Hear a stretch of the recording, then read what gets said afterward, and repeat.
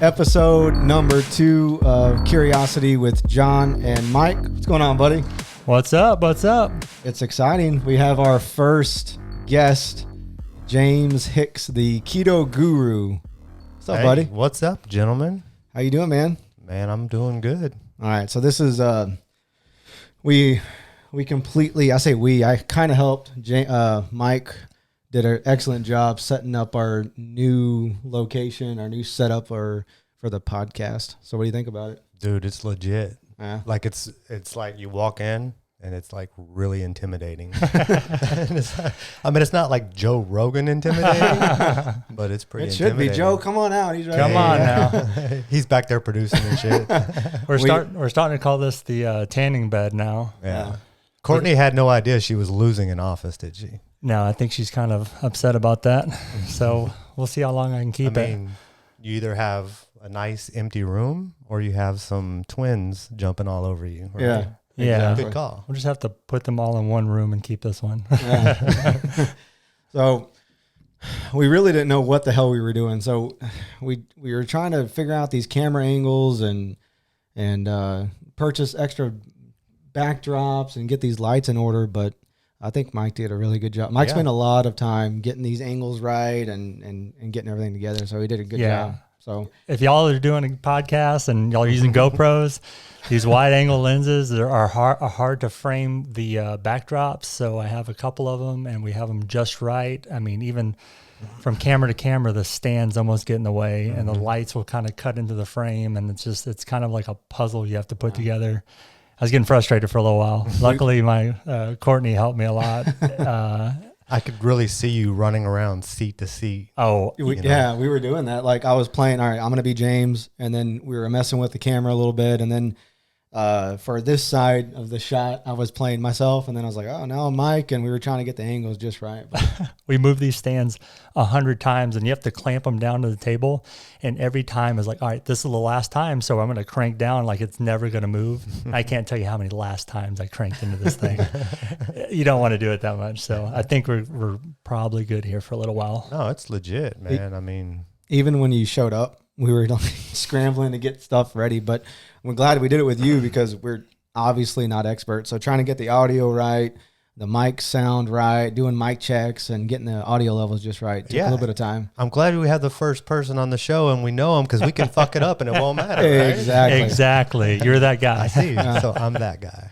So I'm the token. Appreciate you. Exactly. So we wanted to have you on. Keto is a big part of your life, along with running and everything. But keto, I think, is a good, popular topic of discussion, and a lot of people are interested. And you have completely taken the ball with keto and run with it. So we were hoping to talk about your recipes and what made you get into keto. So we can kind of talk about your transformation of, where you used to eat Whataburger. You and I both love Whataburger. We talk about it all the time, but energy drinks. That was the key word you were not supposed to say. Dang it. It was NOS, right? Yeah. Oh, I used to drink like 7 of the 16-ounce NOS a day. He's not exaggerating. No. There were 7. He had the cases in the back of his truck, the old Chevy you had. Yeah. Well, I mean, it all started back when I worked for Coca-Cola. I mean, I was the production lead, so when we ran energy drinks, I would just be like, I had one of those real tall refrigerators in my office, and we would just fill it up with energy drinks. And I'd probably drink 13, 14 a day. Jeez. And they had zero effect on me, but I was super addicted to them. So I don't know how many times I tried to stop drinking caffeinated drinks, and I just couldn't because the headaches were real. The body would, try to detox, and it was wild. And now I don't drink anything but water. Crazy. Yeah, you don't drink coffee or anything like that. No, I've never drank coffee because I never liked it. Yeah, you don't have to edit that out. I really said that. So you've done like a back and forth thing where I remember a few years ago you did, I don't know what diet it was, but you lost a bunch of weight and then you gained it back, and now you did this keto, and then you've been sticking with it, for 3 or 4 years now, it seems like? So I'm coming up on my 3-year keto versary, right? So I like that. At some point, I was doing a lot of traveling for work, right? And man, when you go traveling for work and you can eat whatever you want, you eat whatever you want, right? Mm-hmm. Yep. So I spent some time in Saudi Arabia.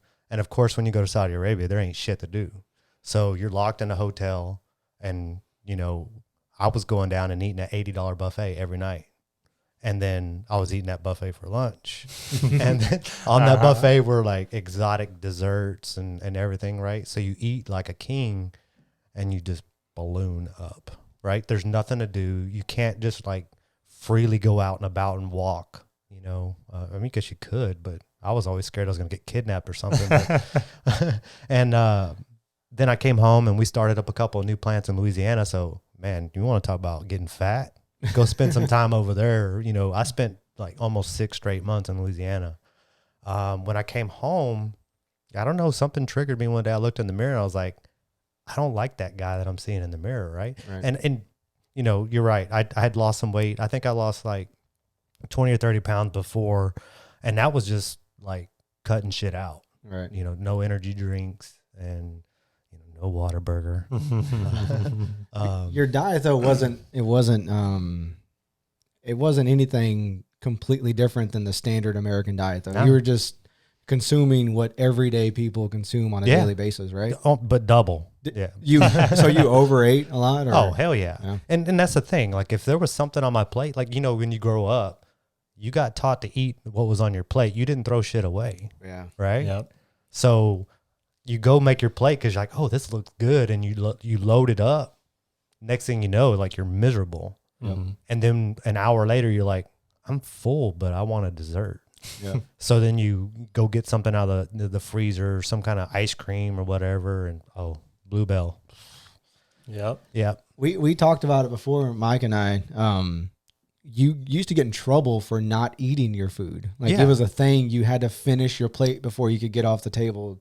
That was a thing. And the wrong message, but that was just the way we were raised, I guess. Yeah. But, I mean, your parents were raised that way. They raised you that way, and you didn't waste food. I mean, your family goes out and works hard to provide, and it wasn't like you couldn't just go throw shit away. right. It wasn't going to happen. Yeah. But I can remember as a kid, because I was not a vegetable person, right? I hated vegetables.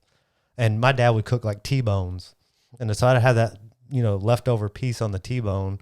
And I would like take all the corn and shit and hide it underneath it. Try to do what you could, because it was just a quick glance. Yeah. Did my plate empty? Oh, yeah, good. Yep. I'm done. Mashed potatoes were key. Yeah. You could put all kinds of stuff in mashed potatoes. You just got to mask the taste. Yeah. And same thing with we would go stay with my grandmother, my mom's mom. And she'd cook shit like lima beans and all that. And there wasn't a chance in hell I was eating that. You took every chance you could to knock it on the floor or Hopefully to there's throw a it dog. away. But no, I mean, I was unhealthy for many years, right? So I smoked. I smoked from when I was 18. I swore to myself I would never smoke. My dad smoked. My brother smoked. And I said, I'm never going to smoke. And one day I got bored and I lit a cigarette. And the next thing I know, like 18 years later, I was still smoking, right? Yeah. But I quit smoking about 5 years ago. I think that started the change of my body. And that was like probably one of the worst detoxes ever. Like I had sores in my mouth for weeks. From dropping smoking? Yeah, just your body's detoxing all that nicotine and tar and everything. It almost to the point where you're like, all right, just give me a cigarette so this will stop.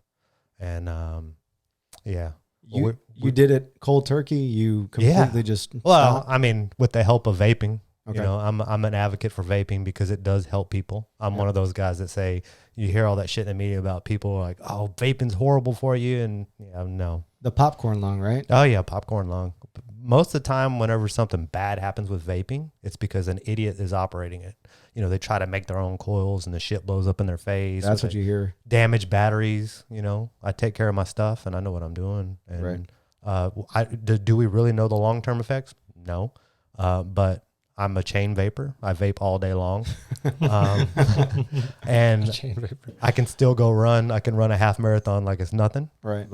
So I'm like, in my mind, I'm telling myself, well, it's not really affecting me. So that's not one of the things I give up. So this is the way I look at it. You look at your life and you say, I gave up sodas. I gave up energy drinks. I gave up smoking. I gave up sweets, sugar, bread, all this shit. Yep. I'm not giving up vaping. You're not taking it from me. You're not taking everything from me, right? Right. Let me have my dignity. You have to have some balance. Yeah, I mean, but that's understand. that's kind of my. I'm not gonna say it's my calmer, but it just keeps me relaxed. It's something. It's habitual. I'm not gonna lie. Like if I don't have my vape, like right now, I'm like, shit, where's my vape at? It's over there. I know where it's at. Or do you? Oh, I do. But so yeah, quitting smoking. Yeah, cold turkey. We me, my wife, and my brother-in-law and sister-in-law were actually on the way to New Orleans one time, and we stopped at Beaumont at a vape shop. And the next thing I know, I was vaping, and I never smoked again. What? And Wow. I actually came home and tried to sell my cigarettes because I had them by the cartons. And, Oh my god! Oh, that sounds like that's that a sounds James. like You- James. You buy stuff by the pallets of it. You don't just go all in like your vape. Yeah. You order it by the Yeah. bulk, I guess. Yeah, because like, what happens if you can't get your hands on it? Like right now, like no shit, there's like a shortage of vape juice and vape supplies because the government's like, hey, you can't have that, so they're taxing things, and so you just can't get your hands on it because now people are going out like ammunition. You can't find it, Right. Wow. right? And so I want to have it, but I'm in that situation right now where my stock ran down, and I can't resupply, so I'm having to try some new shit. And if I don't like it and I can't get my hands on it, then maybe I will quit. Are you nervous about getting the blends from, I guess, not from people that aren't really just experimenting, that they really don't know what they're doing? Yeah, I don't buy any house blends at No. any shop because anytime I've ever had a house blend or something, I never really liked it because it always had a funny taste. There's that unknown variability that, you know, you could make this bottle and you'll like it today. You'll make the same bottle tomorrow and it won't taste the same. Yeah. Where you buy from a large manufacturer, they're mass producing it. It all basically tastes the same. Yeah, the house blends from the shop, they're not doing it by science, right? They're No. they're test tube measurements kind of thing, right? Yeah. Yeah, like I right before, it was like right before I just recently tested positive for Corona. I mean, 2 weeks ago. Right. Yep. Yeah. I'm clear now. But right before that happened, I had zero juice, and I was going up to a hunt with my brother, right? Yep. And I had to stop at one of the shops in Angleton, and they didn't have my juice. And I'm like, man, what do you got that's close? And he's like, well, I got this juice blend, and it was like $26 for a small bottle, and I buy my bottles double size of what he sold me for a third of the price. And I'm like, cool, all right. And I'm like, go mix me some of that up. And he literally walked to the back, and like 13 seconds later, he's like shaking it and like handing it to me. And I'm like, yeah, this ain't gonna be good. No. And it was garbage. Barista style. Basically Yeah. wasted $26. But hey, there's a positive to that. I can't taste shit right now, Yep. nor can I smell anything. So guess what I'm vaping? The shit I don't want to. You Yeah. know, the stuff that I'm not going to normally vape, that's what I'm vaping. The now. house blend. Yeah, I'm vaping all these junks, but yeah. Back to keto and how all that began, and so I'm kind of like most people are. They're real skeptical about the keto diet. Like, Right. what is the keto diet? Like this new fad. Everyone wants to talk about it. It's a paleo, and such, but really, keto's been around forever. Yep. You know, it's hundreds of years old, and there's a reason that it's scientifically proven to be effective. Yeah. And so I didn't believe into it at first. And we had a lot of conversations with my sister-in-law and all that. And I was like, that shit's never going to work. How is consuming that much fat healthy for you? And then I don't know why, but you guys know me. Mhm. Like, I don't do anything. I go overboard with everything. Right. Yes. Like, if I'm going to do something, I'm going to do it, right? So I made the decision. It was very easy to do keto in my house because my wife is diabetic. So cutting out carbs and cutting out sugars, that's super simple. Yeah. Eat vegetables, eat meat, eat fat, no problem. I love to cook on the pit, right? Yep. So I can do that. I can mass produce some keto shit, right? Mhm. So let's start this journey. Well, then we jumped off into it and started making real simple meals. Like, I have to be a very simple eater because I didn't like vegetables. So I cold turkeyed everything: sodas, energy drinks, Yeah. sugar, bread, all of it. And stuff. Because for me, If you're going to commit to something and you want to see results, then you got to give it everything you got. Right. Because you can't half-ass something and then a week later be like, man, I'm not seeing any results. Well, you're not putting in forth the whole effort, so you're not going to get out what you're expecting. So you're only going to get out what you put in. Right. Right. So, first month, 30 pounds gone. Boom. Like in a month? 1 month. Where'd you start at? What was your starting weight? Yeah. 256. Wow. And I'm sitting here comfortably at a light 147 right now. 250. What is that? I'm not a math guy. I know y'all are the math people. That would be 109. Yeah. That is not my lowest weight. That is nuts. I actually hit 138. That's scary low for an adult male. Yeah. You know, but that was, you know, before I started doing some of the working out with weights and such, because I was basically running everything off. And then I would consume food, but I burned so many calories, it was basically nothing. Right. And I had nothing. And you lose a lot of muscle mass if you don't try to, you know, work out on top of that. And but the first month, man, that shit came off so quick. And when you start seeing results like that, you're like, okay, this might actually work. Right. And then every week it was 5 to 7 pounds. Every week. Every week. After 30 pounds? Yeah. I mean, it goes off real fast, right? And then it kind of slows down a little bit. I think I lost 60 pounds in my first, like 60 pounds overall within my first like 7 months. That's purely diet though. You weren't running. I did anything. nothing. No exercise. Yeah, you didn't run for a long time. No. Forget about that. Yeah. That's going to lead into how all that got into that, right? So that was no exercise, no nothing. I mean, I'm just a fat, lazy gamer, right? Used to like sit around and Call of Duty, play some Call of Duty Yeah, and drink some energy drinks all day, all night. Yep. You know, vape all day, all night, smoke all day, all night. And then I get to a certain point where I'm like, I felt great. And then I'm like, you know what? I'm going to go. I had to do my annual blood work for my job, right? So they called me and said, hey, you need to come do your blood work. So cool. So I go do my blood work. And then like a couple days later, they called me and they're like, Mr. Hicks? I'm like, yes. And they're like, you need to go see somebody. And I'm like, why? And they're like, your cholesterol is at stroke level high. And I'm like, and so like now I'm thinking, okay, what has the keto diet done to me now? Right. So I guess consuming all that fat and all that butter and bacon really did do a number on me, right? So I go see a doctor, and I don't trust anything where I got my first blood work done, because there's the same people who told me I had a massive heart attack when I came in and just didn't do the test right. So I go see the doctor, and they run everything. And the cool thing is the doctor who initially did my blood work was like a marathon runner. Nice. So that's helpful. She was, but this is still before I was running. Right. But she was a very athletic doctor. And she said, yep, you have extremely high cholesterol, but it's not diet related. I'm like, okay. I'm like, save that. Cool. Because I'm really liking the way things are progressing with the keto diet. I don't want to stop. And she said, does anybody in your family have high cholesterol?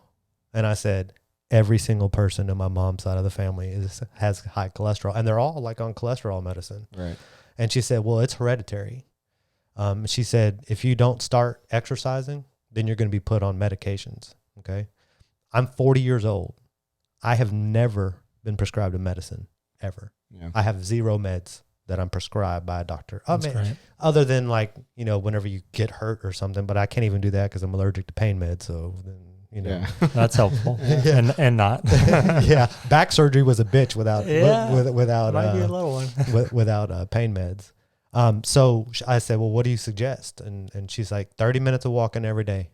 Yep. It will lower your cholesterol and you won't have to get on medicine. I said, cool. That night I went home and started walking for 30 minutes. Me and my wife would go every single day. Yep. Did that for a month and I got bored. Right. Yeah. Mm-hmm. And so what's the next level? You got to go start jogging. So then I would walk, jog. And then that got to the point where that got boring. Okay. At some point, this certain person decided that we were all running a marathon. Yeah.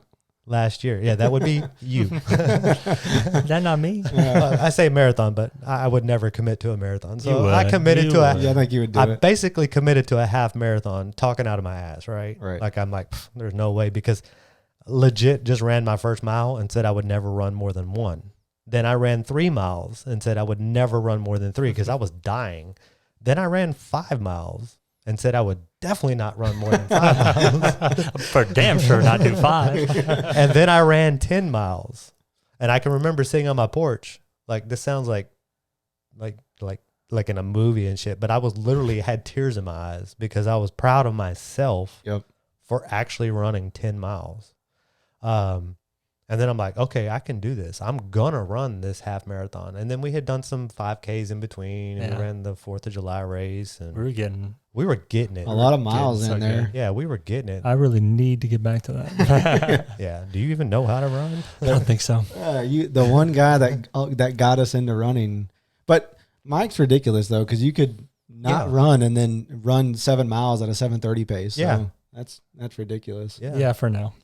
Yeah, that would be those like 7-foot legs he's got. Yeah. Right? The beard helps. So I went back after several months of running and exercising, and the doctor came in after reading my results, and she's like, this is almost too good to be true.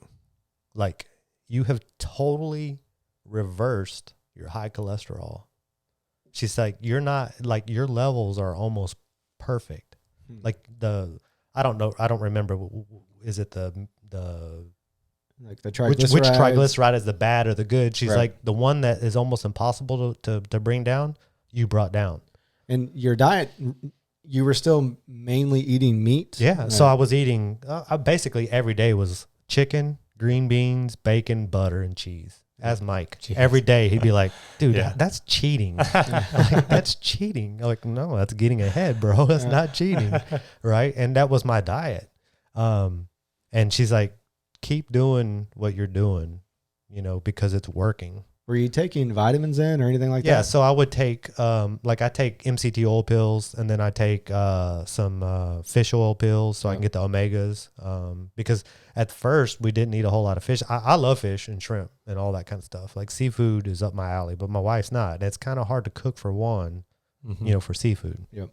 She's coming around to eating more seafood now, so it's happening more often. And then we got to the marathon. We all went out there and destroyed it. We all met our goals and exceeded our goals. We did, and let's talk about the time so we know. Like, you did it under 2 hours, which is what was the time? Do you remember? So it was like 1 hour and 54 minutes for the half marathon for good. me. It was pretty kick-ass. It was like an really 8:45 pace for someone who never ran and had only been running for less than a year. Yep. In my mind, I set a goal and I surpassed the goal I wanted. So I was pretty happy. And what was the original? You did an 8:45, and I remember us talking. You're like, I'm not going over 10. Yeah, I think our original goal was like 9:30 or 10 or something like that. And then you go out and you look at your watch at like mile 10. You're like, oh, I'm gonna fucking kill this. Yeah. And then the next thing you know, you get down to that finish line and you just get this surge of just energy, and you just take it to the house. The training schedule was intense because you wake up at 4 o'clock in the morning, 3 o'clock in the morning, and you get your miles in before work. Yeah, I'm a before work kind of guy, and so there was many mornings, 3 o'clock, the alarm's going off. Do I want to get out of bed at 3 o'clock in the morning and go run? No. Does my wife want me to get out of bed at 3 o'clock in the morning? No. But shit has to get done. Maybe. If you have goals, if you have goals, right? Yep. You got to stick to it. And I would hold myself accountable every day. 3 o'clock, get up, go run, shower, go to work. Because I'm not a nighttime kind of runner. I have like these really stupid guts. So if I eat food and then go run, that doesn't mix for me. You're done. So that's a lot of people though. Yeah, but I'm on a whole nother level. It's on a whole nother level. So I choose to go in the morning. I never eat. I run fasted every day. The half marathons, I've ran several since, just in my normal training. I've never fueled myself during a run. I think that, there's this, you have to go carb load. You have to go do this. You need sugars. You need those goos and all that. Bullshit. Yeah. It's a little different for keto. Yeah, because you're fat fueled. Yeah. So you run off of fat, and when you run out of that fat, then your body will use your body fat as fuel. Exactly. And then you use ketones as fuel too, right? Yep. So that's how that's how I train. That's how I always have, and I'm not going to change it. No one can convince me otherwise that there's a healthier way to go run than fasted, because you take your body to a whole nother level. Yeah. I believe that too. I don't eat anything unless we're doing like a marathon or something and we have to fuel kind of in between hours. I believe in that. But like anything up to like marathon is probably better fasted. Taking water. Yeah, my sweet spot's about 10 miles. If I'm doing anything over 10 miles, I need to eat something. Yeah, so I'll do like the protein pancakes or something small. I don't do a whole lot, but even fueling between, I'll do the goos and electrolytes, whatever it is, but something small. But definitely don't want to load the body down. But doing it fasted, it's a different level. You feel better. Like it springboards your day. Yeah. Yeah, that's the other thing, when you get in this state, you have this ultimate sense of energy throughout the day. Focus and just mentally you're sharp. Right. And like a lot of times I get to bed at night, I'm not ready for bed. I have to make myself go to sleep because my body won't shut down. I mean, it's like I'm like the Energizer Bunny. Get up at 3 o'clock in the morning. At 9 o'clock, it's like I'm still wide awake. Yeah, I'm usually still doing schoolwork, so I'm still wide awake. But yeah, so we had a epic year coming up for 2020. Like we were gonna do some badass shit running wise. Like we were gonna run every possible big marathon around. We were talking about traveling and going running all these other marathons. We were gonna run every 5K. I mean, the year started out great. I ran my first race. All you guys were gone, so I had to run by myself. And I won my age group because you guys weren't there. Thank you. But they have, this point series that was going to be for the city of Angleton was going to have a point series. Yep. And to start the year off leading that, in my mind was like, okay, cool. Because before we get to the end of the year, I'm going to be 40. And I'm going to be my own category. Now we're talking. Now we're cooking. I remember this. So I was going to take y'all to the house. Like it was. But we weren't going to be in the house. Exactly. And then Corona hit. Yep. Right. So let's back this back up. So I did all the first part of keto, basically cooking on my pellet grill and making like green beans and my wife would make stuff with different sides and such, but I'm still not a vegetable person, right? Then we get like in lockdown mode where, hey, you're going to work from home. I'm like, work from home? Okay, cool. I'll work from home. And then it started making, I'm not saying I got bored, but then you have all this free time to do things. So I'm not driving to work. I'm not driving home from work. So I got that time back. And then, you have, when you take your lunch, you can do things, cook. And then I started cooking. And I don't ever cook in the kitchen.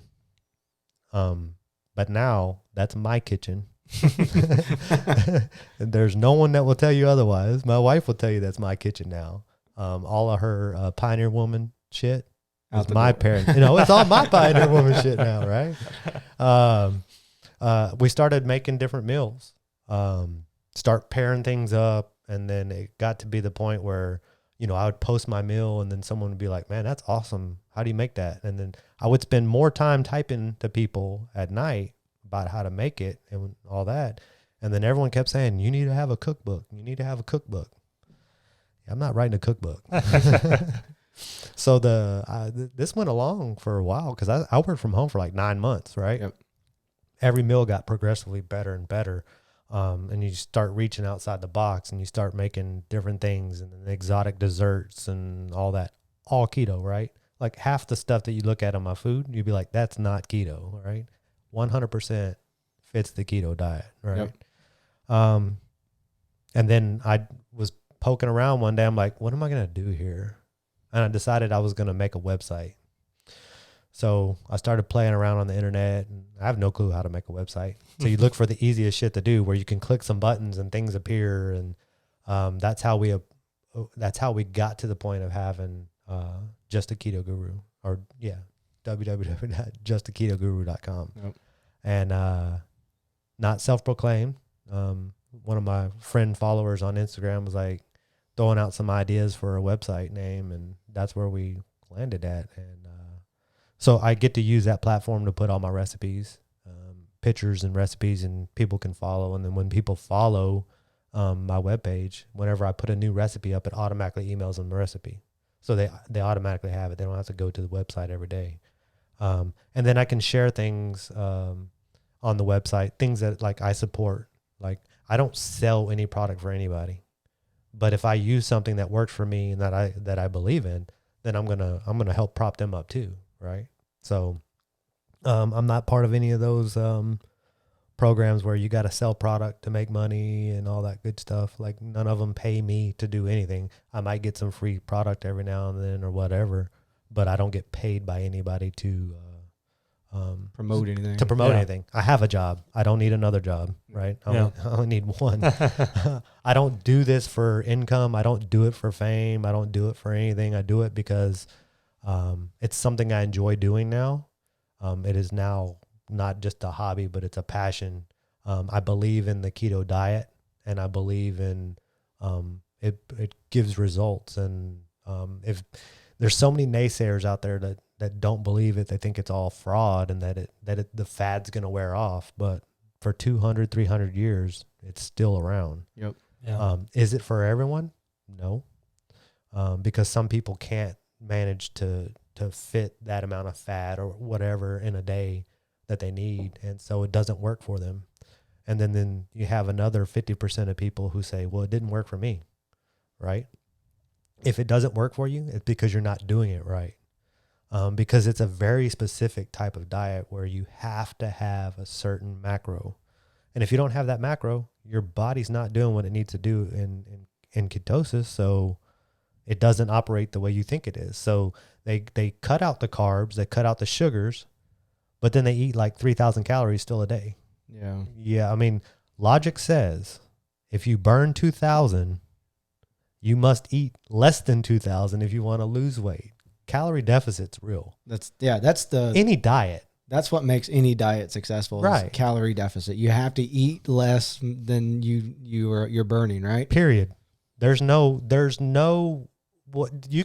people out there that will tell you that you have to consume more anyway if you really want to eat. You know what? There might be some science to it, but it's basic math. You burn 2,000, you can't eat more if you want to lose weight. And then the biggest problem is like if you do work out, let's say you go run, we trust our watches, right? Oh, it told me I burned 700 calories. You probably didn't burn that many calories. No, It's not accurate. It's probably nowhere close. But you might have burnt 400 or 500 calories. So then they go, okay, well, I'm supposed to eat 2,000 calories today, minus my 400 or plus my 400, so I can have 2,400 calories today. Well, you just consume back calories that you took away. Mm-hmm. And then a week later, they're like, this shit's not working. Yeah, you still had like a triple burger. And yeah, you didn't have buns, but you had a triple burger, 3 pieces of cheese, 17 pieces of bacon, and then you smothered it in mayonnaise and sugar-free ketchup. God, where can I get that at? Well, come on over. That's funny. He talks about in the individual items too, like 17 pieces of bacon. He's logging these as macros and sees food that Those way. numbers. Yeah. Food is numbers. Because you are, I would think, is like the extreme version of Right. keto, which is not a bad thing. Right. But you have a certain way you do it, and I want to kind of ask, what do you think are the common misconceptions, or what are some versions of keto that you don't agree with, and why? Well, I think the misconception is that the fat is going to make you consuming that amount of fat's going to make you sick, or it's going to mess your cholesterol, or it's very unhealthy. People think that consuming those foods are very unhealthy, but it's a mental shift. Like people don't understand that you're like a normal person that's not on a keto type diet is consuming carbohydrates and sugars that is fuel in their body. Whenever you eliminate those things, your body doesn't have anything to use as fuel. So when you eat all those high fat meals, that is now your new fuel, right? So you're not storing all this fat that people think you are. Right. You're using it as a fuel to get you throughout the day. And then your body gets into the state of ketosis, which is a natural state. You go into ketosis. Anybody that goes to bed at night and wakes up in the morning is likely in a state of ketosis when they wake up. Because once you burn off those carbohydrates in your system, your body starts producing ketones naturally to use as fuel until you feed it again. Right. And so the misconception is that it's so unhealthy and such, but really it's the best fuel for your body. I think people can make it unhealthy though, because Sure. it's almost like the vegan diet where Mike put me on a vegan diet for a couple of weeks, and we were eating fries and bread. Those and acai bowls were going hard. Yeah, those acai bowls are freaking amazing. But that's the people can make. I think it's keto. Like they eat keto ice cream. Well, it says keto. I can everything can be overboard, right? Yeah. So I think that's kind of a misconception that I think if people follow you, they'll see that, here's a cleaner way to eat. Sure. The whole concept behind keto really, to me, is to eliminate the processed foods, because we all know that processed foods are bad for you. And then eat clean, all natural, fresh produce, or try to get as organic as you can. Shit's expensive, right? It's expensive to live this way. But you try to buy organic as much as you can. And cut out all the garbage, and it'll work for you. I follow like 6,000 people on Instagram. Like, why do you follow so many people on Instagram? There's so many people who are successful at utilizing keto to get to where they want to be. And it's awesome to follow these people and watch their journey and watch these people change too. But at the same token, some of those people are the people who aren't seeing results that they want.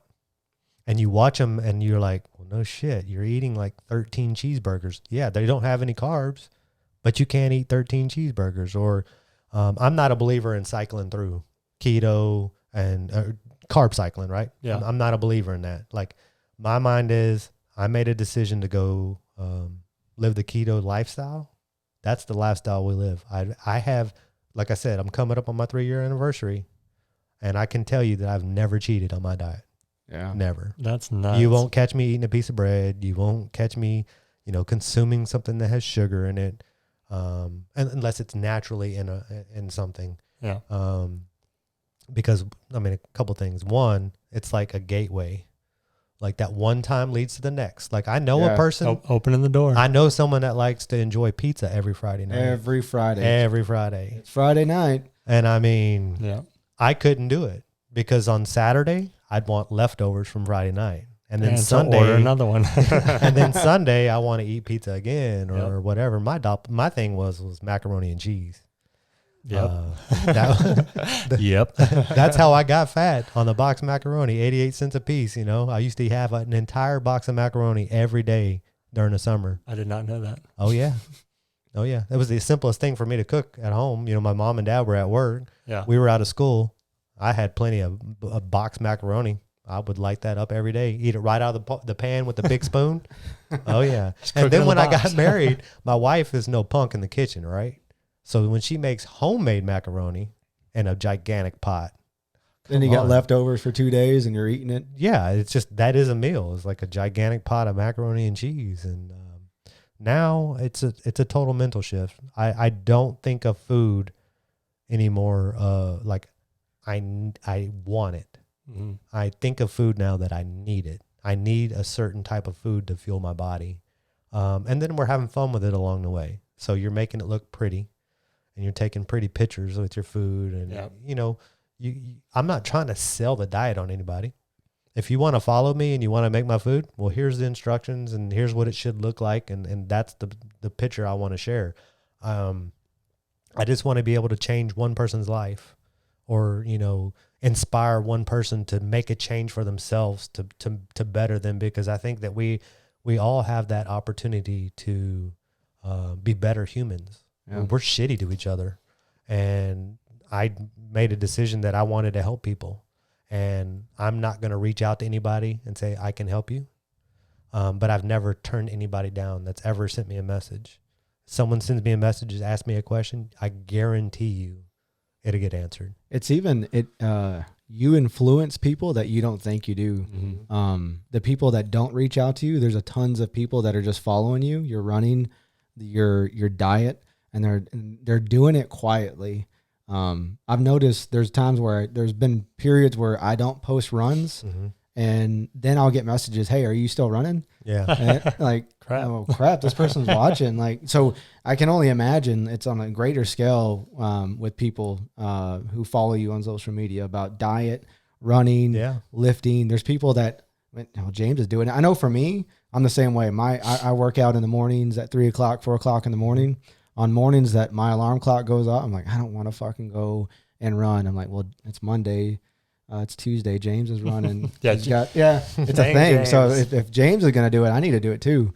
So it's an infectious thing that it inspires a lot of people that you don't even know. So right. You know how many people messaged me over the last 2 weeks? Like, what are you doing running while you have coronavirus? Yeah. Still like, running the 8s too. You're going to die. I'm like, yeah, I felt like I was going to die, but guess what? David Goggins would still be out there. He'd still be going hard, right? Right.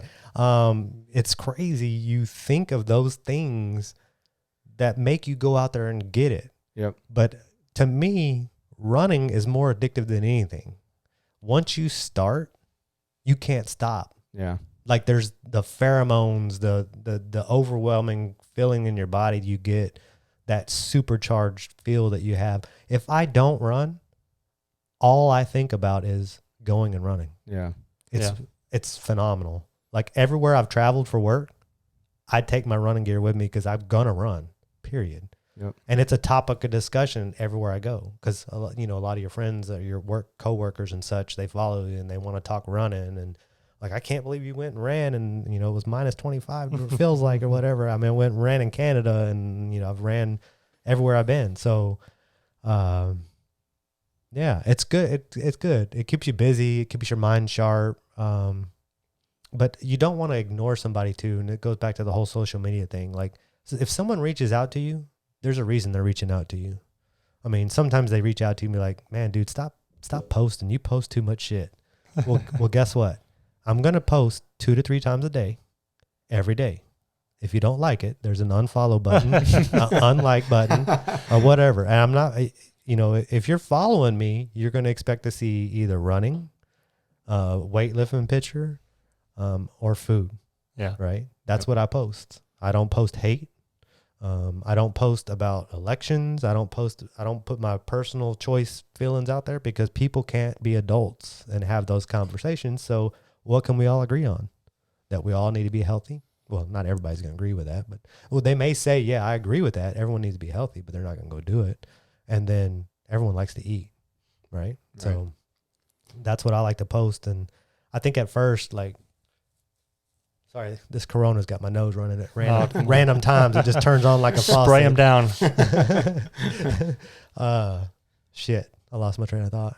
Well, I was going to say, James is probably the most driven, the most self-control. Like once he sets his mind to something, he doesn't stop. And if you start with him, he's going to hold you accountable. Like those posts in the morning, since at 4:30 in the morning of him already being done and I'm just rolling out of bed. But we were talking about the weight, 109 pounds. And how tall are you? I'm 5'10". You're 5'10". And then how often are you running? Because there was a stint where you went on, what was it, 10K for 2 months or something? Was it a month? No, I did it for 30 straight days. 30 straight days. Yeah. So you're just super consistent. And then with your diet, you never broke your diet. It's just once you get on something, you don't open doors. You don't allow yourself to cheat. No. So, and I'm giving you compliments about that all the time. It's ridiculous. It's motivating and influential. And, you might be someone's David Goggins, There's no way I could be David Goggins. That dude's... You're James. That dude's balls drag the ground when he walks. That's why we like watching him. No, yeah. I have to hold myself accountable. I have goals. Everyone's like, what are your goals? I don't know, but I got some.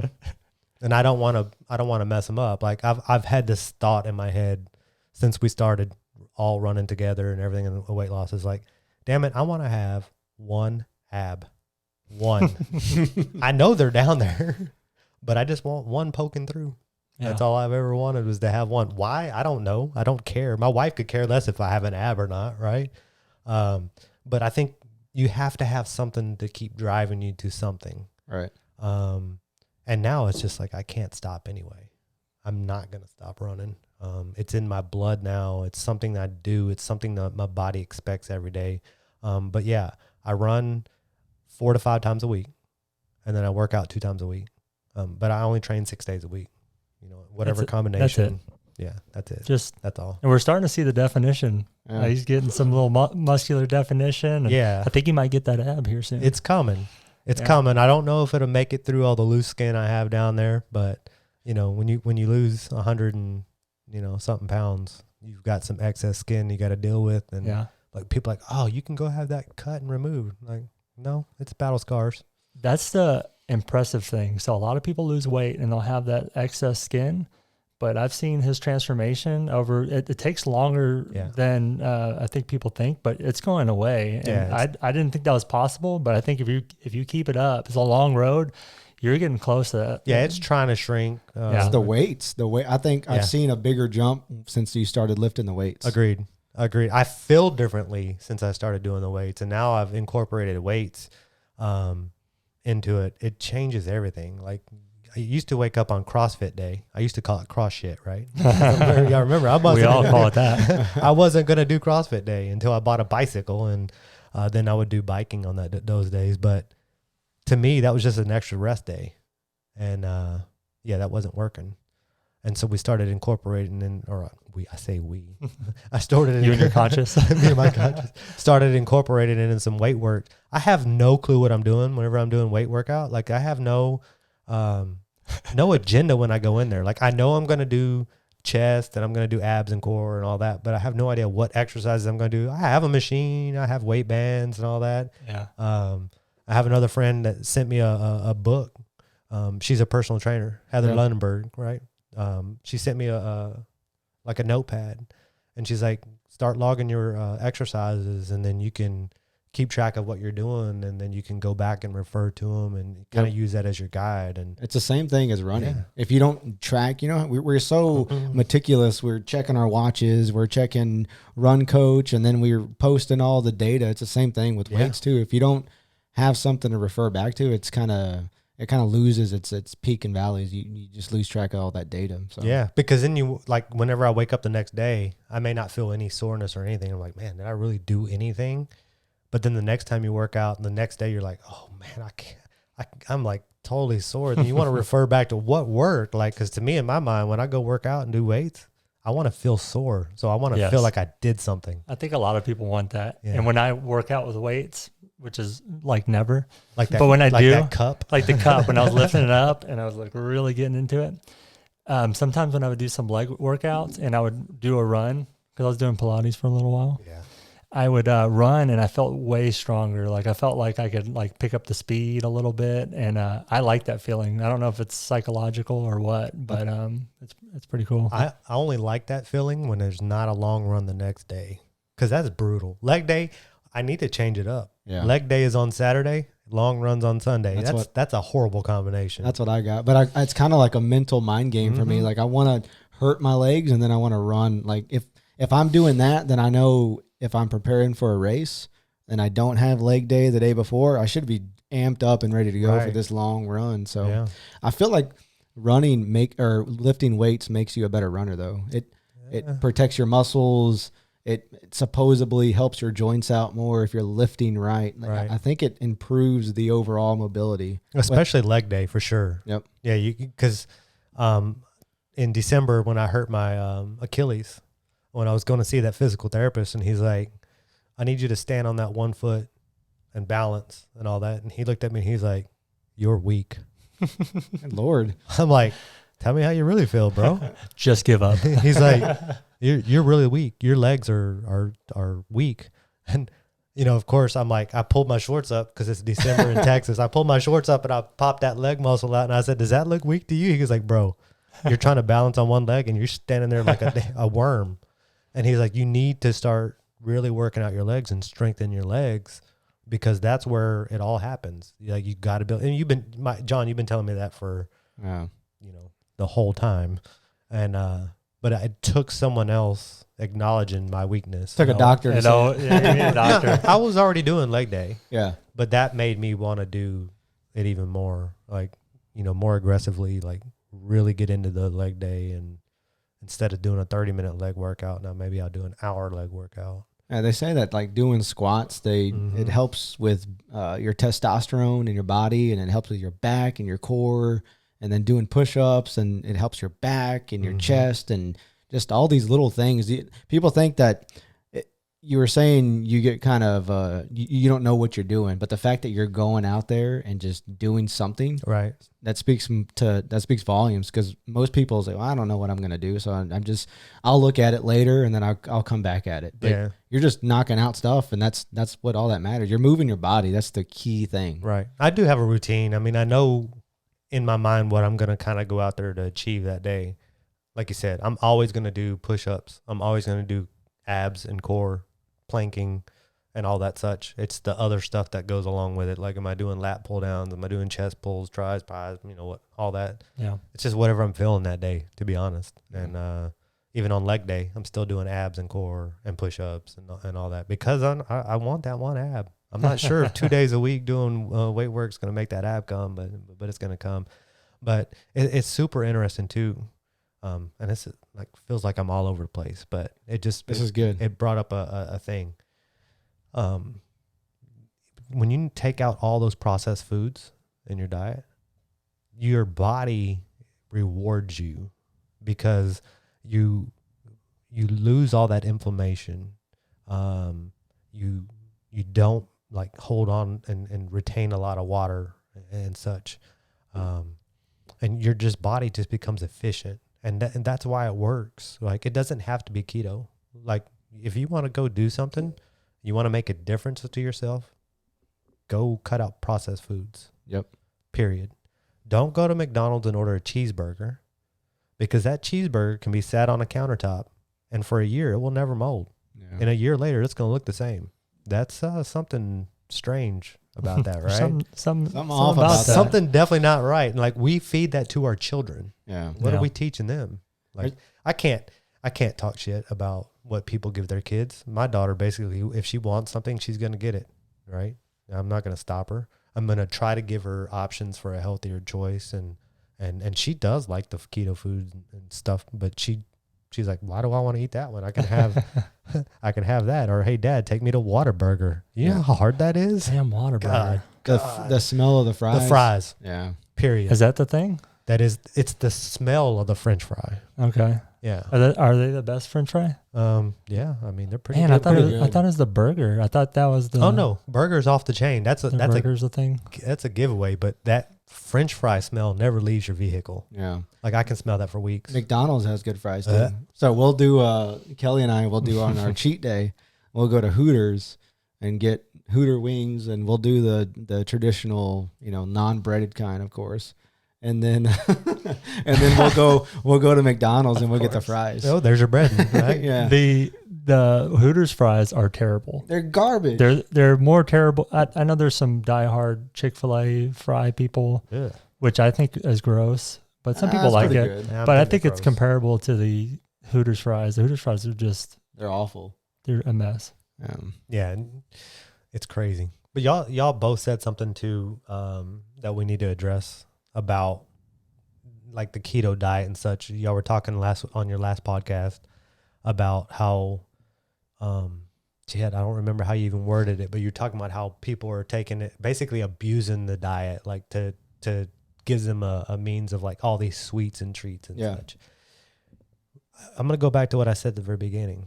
You give up so much, you have to reward yourself in some kind of way. Exactly. As long as it fits within those, the template of keto, you're not hurting anything. Like, if you want to go, like, I make desserts. I'd make a milkshake almost every night. It's going to be almond milk.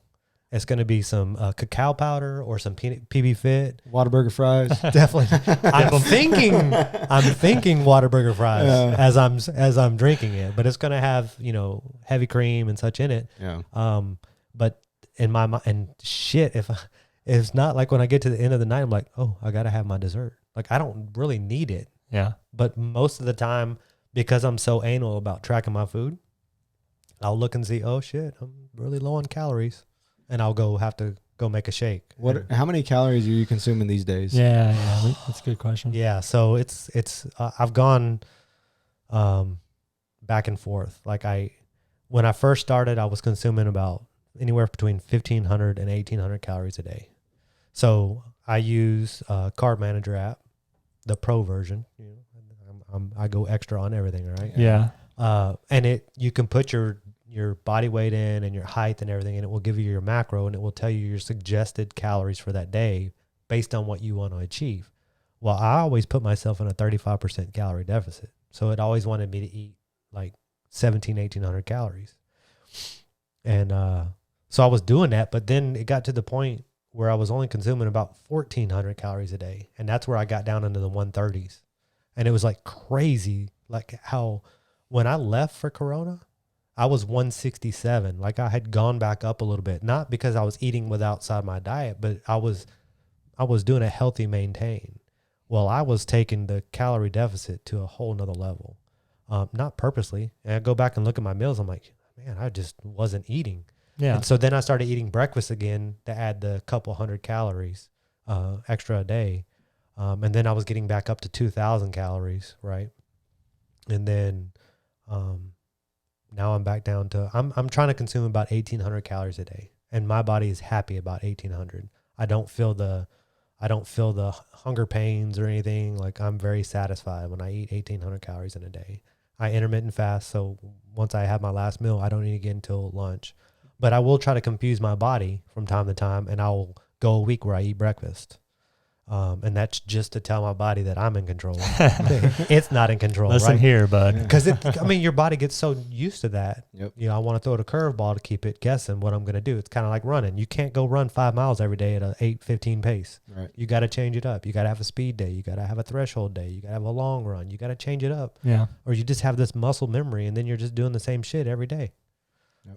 And so you got to keep your body in balance, and you got to keep your body guessing at what you're going to do next. Yeah. But you got to keep consuming the healthy foods, and all back to it. You still need to be in a deficit, period. You can't go eat 2,500 calories of keto food and expect to lose weight. You can't put forth 50% effort and expect 100% results. Right. You're only going to get out what you put in. Any diet out there will work. Okay. As long as you put forth the effort. And then is it maintainable? I mean, I'm here 3 years later. I'm still doing it. Yep. They told me I couldn't do it longer than a year. It was never going to happen. I can't see myself not eating keto, right? I see people being successful who eat carbohydrates, but they're not eating junk carbohydrates. Right. Or they might be. They might be consuming candy bars and such, but they're being responsible about it. They're not being like me, and I would go get a king-size Snicker bar and then eat that with ice cream. Okay. They're getting Damn. Sounds kind of good. My wife's got pictures of me sitting on the couch with a whole half gallon of Rocky Road ice cream or cookies and cream ice cream, just killing it. Right. And I could kill a whole half gallon back in the day. I'm no punk. It's just, I'll just say is balance. That's something a lot of people don't have is being able to balance. Like with me, if I open the door too much with pizza night, then it leads into to maybe just Chick-fil-A day the day after, or just it keeps going. It's not just a night, but to me, my balance is something other than just meat and vegetables. Like I need the pizza to be human. Like you need some keto creme brulee. That sounds. You need that in your life. That sounds delicious. Is that the one? That's good. It's pretty bomb. What was the one you made for me and Kelly when we were at your house? It was the molten chocolate. Yeah, volcano cake. Yeah. Oh yeah. Golly, what a name. It's so good. Pretty bomb, dude. Molten. But creme brulee is up there too. I don't think I tried that one. Yeah, it's no, but I it's one of my new ones that I made, and my father-in-law comes to eat dinner every night. And you can bet when he walks in the house, it's like, hey, you got any creme brulee? Golly. And so I had to buy like double set of ramekins because I had to be able to make 12 at a time because I can't keep up with because I'd have to make creme brulee like every other day, if not. But it's one of my favorite ones. But yeah, you got to have that balance between good food and, healthy food, and then a dessert that you could fit your lifestyle so you can reward yourself. Yeah. It doesn't have to be every day. It can be once a week, or it can be every day, as long as it fits within your whatever you're trying to accomplish. Right. Like, I have no more goals. Like, I'm not driving to anything. Well, running wise, I have goals, but like, food wise or nothing. I just want to keep making good food. And that's the problem. If I see Jon cooking something, I'm like, shit, that looks good. I go to try to recreate it in a way that I make it keto or keto-fi, or whatever. These words, man. Keto-fi. Well, me and my wife, we just went to the Golden Nugget in January or in December before Christmas. And of course, they got devastated by the hurricane, so nothing was open. And so we had to eat inside in the hotel. And really the only thing that was open is their steakhouse and then the seafood place or whatever. And I would you have to go through you have to scan the menu and decide what you can eat and what you can't. And don't be afraid to ask a waiter, can I have vegetables instead of the French fries? Or can I have double vegetables instead of this? And most of the restaurants are like, sure, no problem. Yep. I have a very hard time eating out though. I can tell you that in 3 years, purposely, we have gone out to eat one time where we made the decision, hey, we're going to go to a restaurant and eat one time. 4 or 5 other times for someone's birthday or something. But over 3 years, that's how, think about the savings alone. Yeah. Not going. That's impressive. We used to waiter every week. Every week we would order Smith Hart's Cajun Club salads every week. That's $50. Yep. 2 people, $50. I can make the same shit for about 7 and feed us both for like 3 days. Right. But it's much more than just saving money. It's about how food is prepared and what ingredients they use. Because you can be keto, but if you're not eating the right non-processed foods and such, then you're not really keto. You can think you're doing keto, but you're not doing keto. Go to Walmart, go to Target, go to Kroger's, walk down any aisle, and you see keto all over the place. I got a grand that says you can't find one thing that's truly keto in those stores. Right? Right. They're all junk. Do they fit keto? Sure. It says it's 2 net carbs, but it has 99 carbs and like 89 fibers and such. And then, I think that's where people get confused. The people that don't do the research. Yeah. And then that's where it says keto on the box, right? So I'm good. I can consume this. Yeah. But they don't do the proper research. Yeah. I'm a whore when I go to the store looking at the ingredients. Yeah. Like, I pick up everything. Even if I picked it up, like when I'm going to leave here and go to Costco, right? I got to go make a keto haul. And keto haul. We need to start writing these down. Yeah, we need to start writing them down. And so when I go, I will pass aisles where I see things that catch my eye, and I'm going to pick it up and look at the ingredients. And then I'm going to convince myself that I don't need that shit, right? Right. It's close enough to keto where it would work, but I don't choose to give up my carbs in those kind of ways. Like, you're only allowed a certain amount of carbs a day. If you truly do the diet the way it's intended to do, I'm not going to give it up for a couple of nut clusters that have 17 grams of carbs and they're 10 net. Like, people will go out and eat that every day. But every now and then there's time where I need a protein bar, right? And because I'm out and about or I need something, it's probably got 12 carbs and it's probably 6 or 8 net or whatever. And I would never eat that in my life, like during a normal meal intentionally. But I'll use that as a tool to get me through to my next meal or whatever. But yeah, man, you got to audit the ingredients you eat. You got to look at everything, and don't just assume because it says keto that it's really keto, because that is a marketing nightmare for the consumer. Mm-hmm. Because people don't know. The definitions are all different. Yeah, it's bullshit. Like, the FDA should be banning that.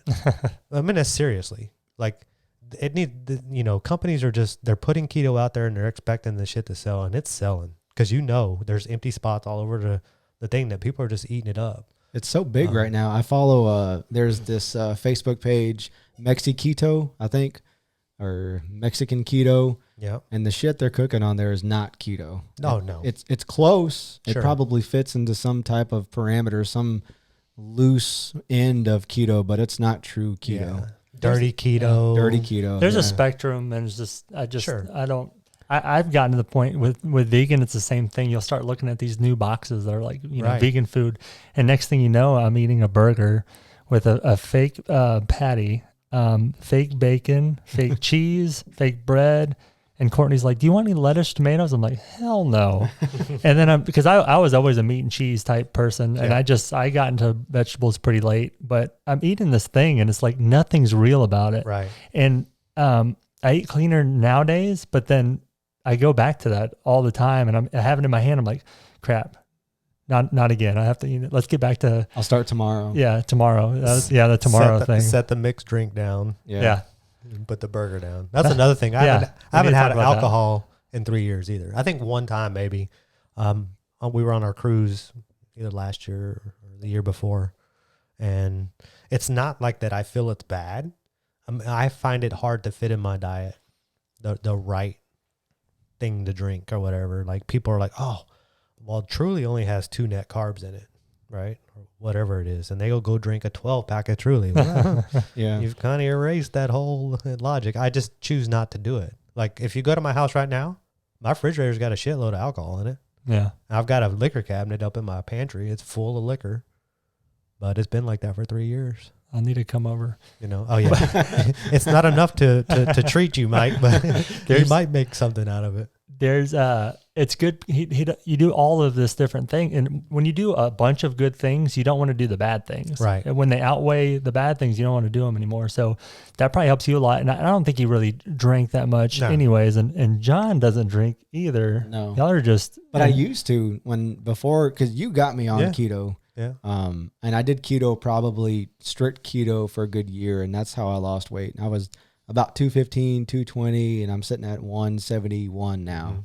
But I'm probably in ketosis off and on because I do eat fries, I do eat pizza, but that's my balance. You're in ketosis every day. Yeah. Guarantee when you wake up. Yeah. Period. Most people, all you people out there that don't believe, you're in ketosis every day. Yeah. Hate to tell you. When you're sleeping, probably, Yeah. right? Well, yeah, because it's usually when you're fasting. And Yeah. when are we fasting? When we go to bed. When we're fasting asleep. We're fasted asleep, right? So yeah, but you got me into it, and I just feel the reason it stuck because I've always done like little diets here and there, but the reason this one stuck is because I feel better. Not that I lost the weight, I look better, but mentally Debatable. Yeah, debatable.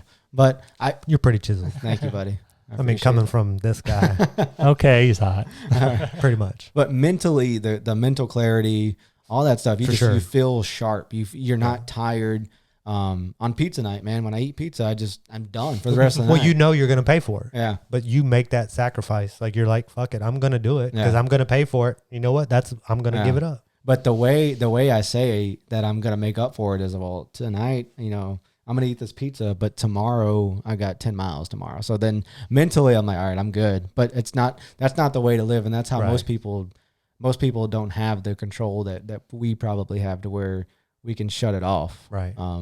But yeah, I don't drink alcohol either. Alcohol is bad for me because, edit that out. Take that out.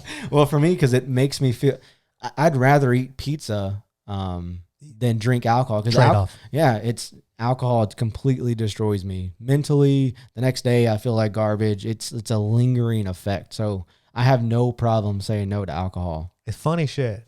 I told you I went to go hunt with my brother just a couple weeks ago, right? Yeah. And we're sitting in his kitchen and we're just bullshitting. And he goes to his refrigerator and gets a beer. And I'm in there talking to him and I'm like, oh, you got Michelob Ultra, huh? He's like, yeah. I'm like, let me have one. And he gave me one, right? Like it was nothing, and I didn't even think about it.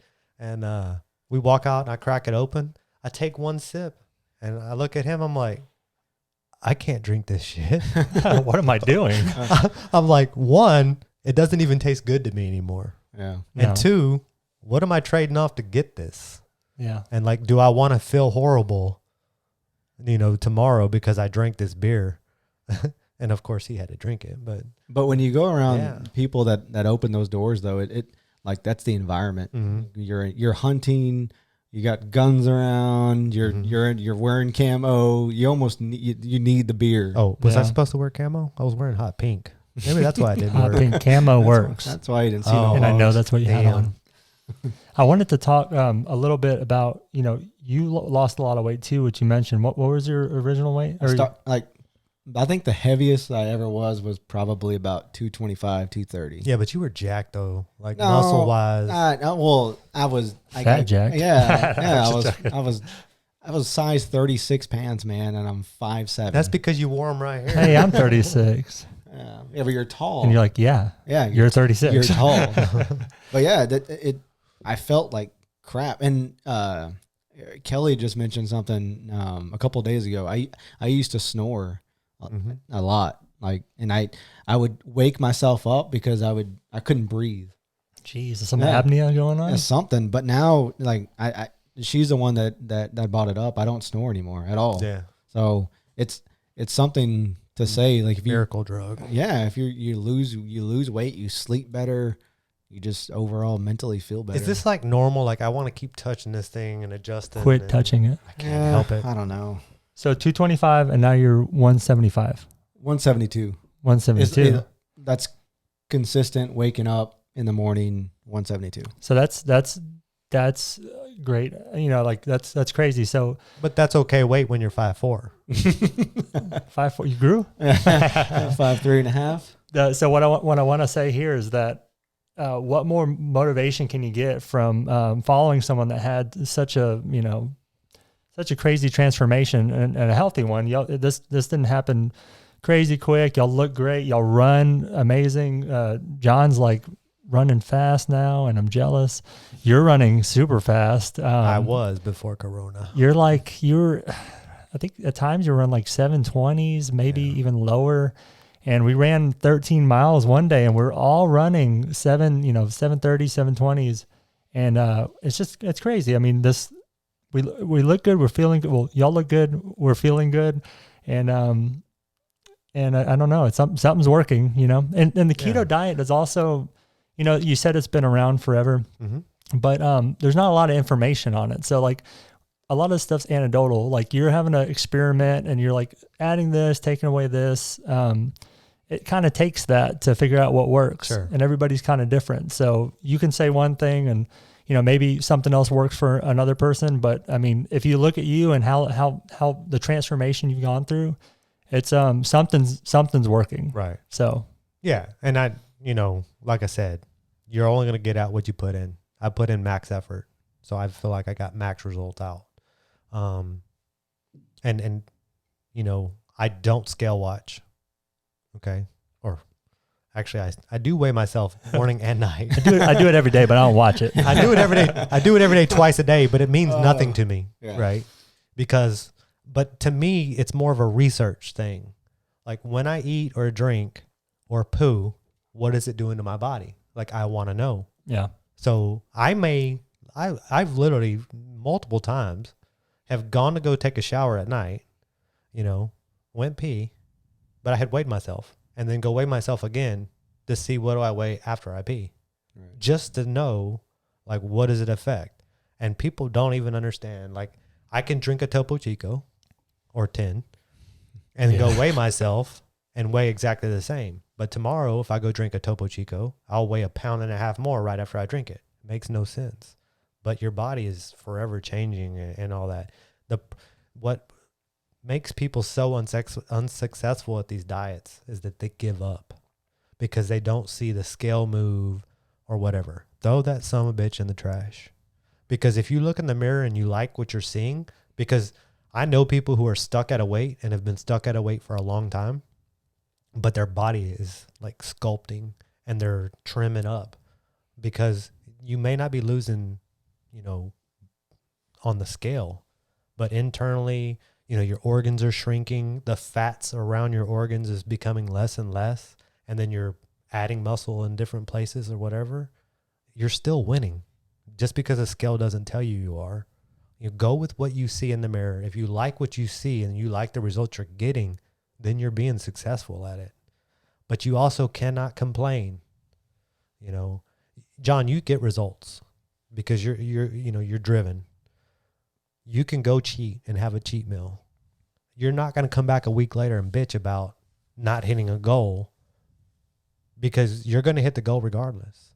But you see a lot of people out there that will go and then a week later they're complaining that they're just not making their goals and all that, but they forget that pizza from Papa John's that they just ate a week ago and then the week before that, and they don't know why it's not working, and then they blame the diet. The diet will work, you know, but you got to stop thinking of it as a diet. It's a lifestyle change. You literally change your lifestyle, and you don't worry about, you know, you don't need food the way you needed it before. Before, I could eat, like, if you rolled up a piece of ham and a piece of cheese and that's what I had for the next week, I'd be okay with that because as long as I'm getting what my body needs, I'm okay. Now, do I want a pretty meal that I can put in my camera box and take a picture for and let everyone, you know, look at or whatever? Sure.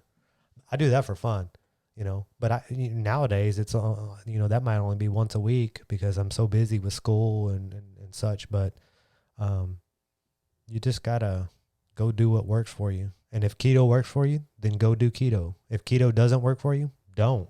But do something. Get out and move. Go change your life. Go better yourself. And use whatever motivation you need. If it's John, if it's Mike, if it's Jon and Mike and their show, if it's me, whatever. Find something that will motivate you and use it. You guys have no clue how much you guys have motivated me over the last 3 years. You, especially you, fucker. You started this whole thing. Yeah, you son of a bitch. Like, you were bastard. so pushy and so bossy, and you make us do shit we don't want to do. You remember running at Tom Bass and Mike's like, hey, we're just going to go do a light 8 miles. And we were just barely in the 8s and the 9s. Yeah. And Mike's making us run 7:30s. Yeah, he's pushing us, literally pushing us. But I'm thankful for that because I wouldn't be where I am right now without that Hitler type authoritarian. Maybe tear up a little bit. No, I do. I've told you that before, that I credit you with the whole running, the aspect of being successful at running. I credit you for all that because I hated you for pushing us that way.